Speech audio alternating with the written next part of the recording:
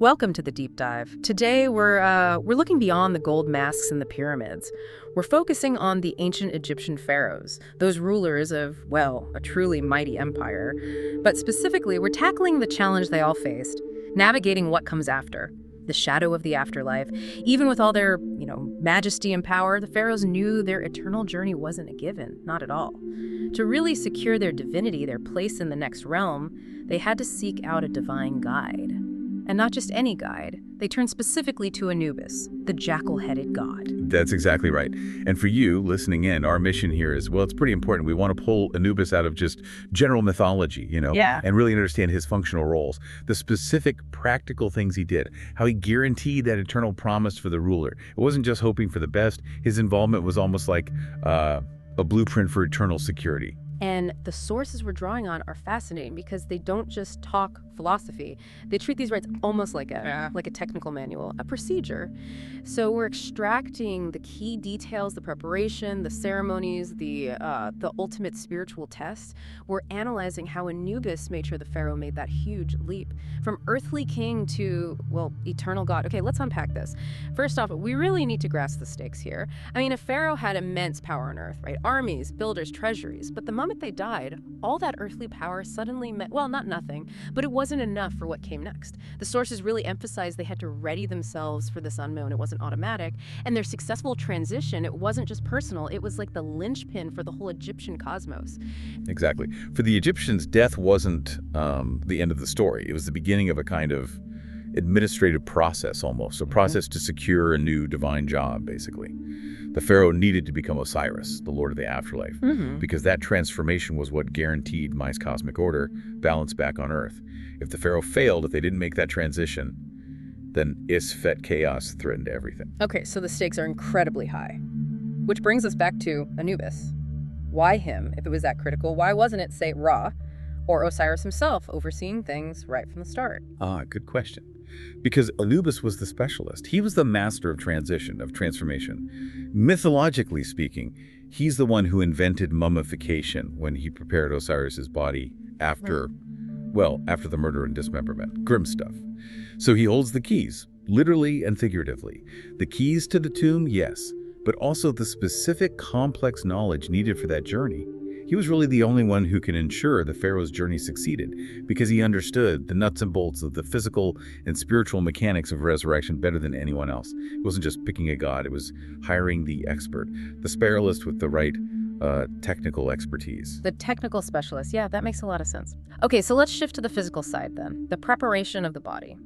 This meant the sacred rituals, and you're right, the sources hammer home that the physical preparation was absolutely fundamental, the foundation for eternity. Right. And this leads us straight to Anubis's most tangible role, overseeing physical rites, primarily the embalming ceremony, which was incredibly elaborate, took days and days, and we need to grasp the scale here.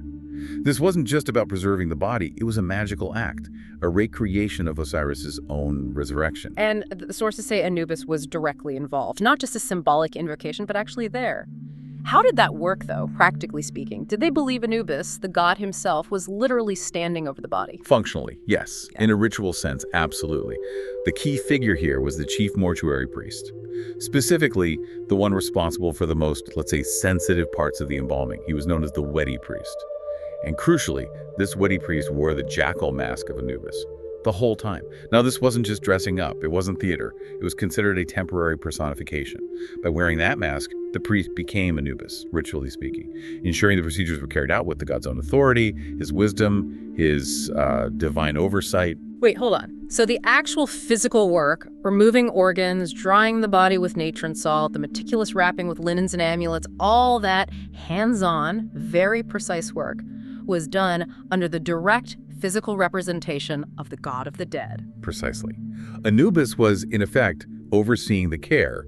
You could almost call him the cosmic quality controller. Because if a mistake happened, if the body wasn't ritually pure, if an amulet was missed, if the drying process went wrong, then the pharaohs Ba and Kai, their soul and life force, couldn't reunite with the body properly in the afterlife. The whole transition would fail. The promise of eternal life shattered. So Anubis, through his priest, was there to guarantee the physical vessel was absolutely perfect, ready for the next stage.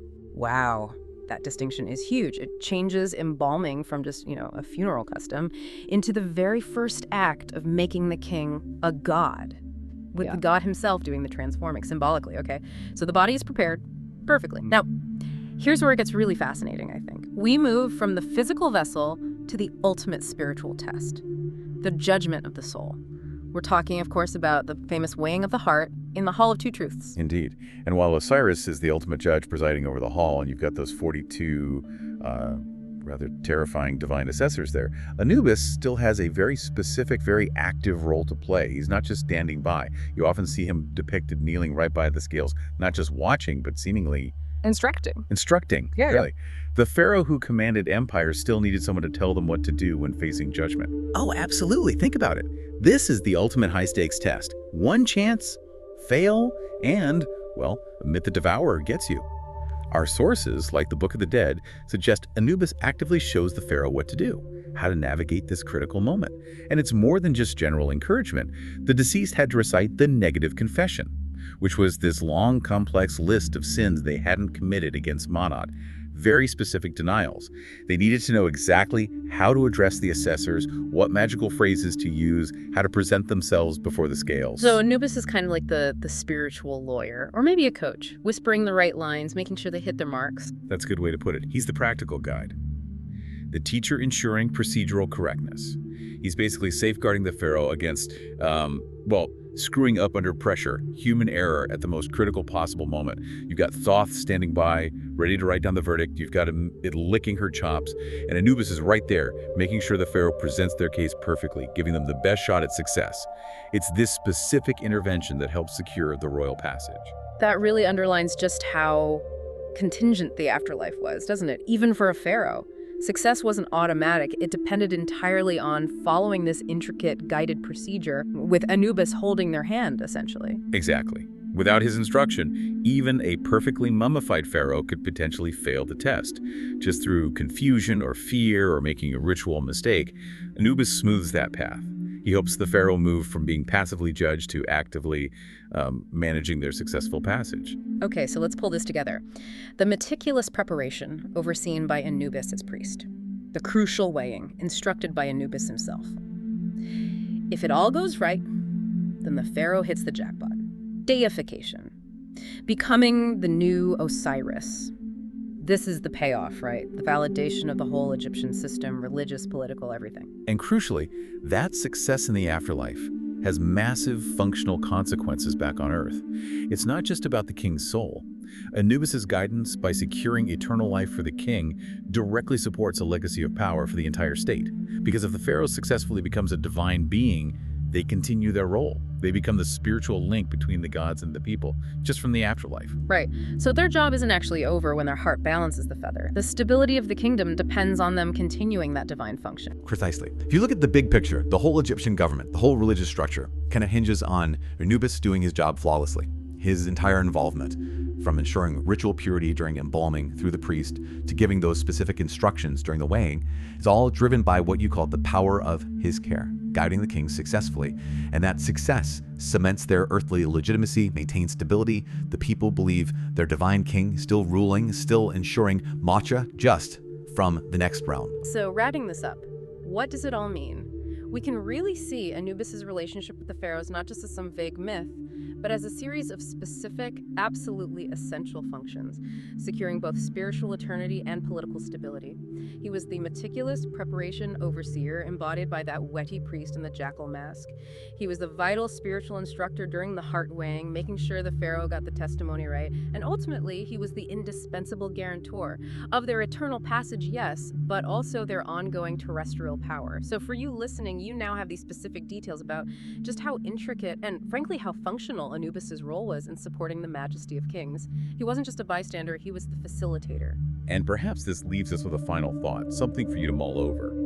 If even these incredibly powerful rulers, the pharaohs of Egypt, needed such detailed step-by-step divine guidance, such professional instruction just to navigate death successfully, what does that really tell us about how complex, how necessary, how maybe even perilous the ancient Egyptians believed that journey into the afterlife truly was?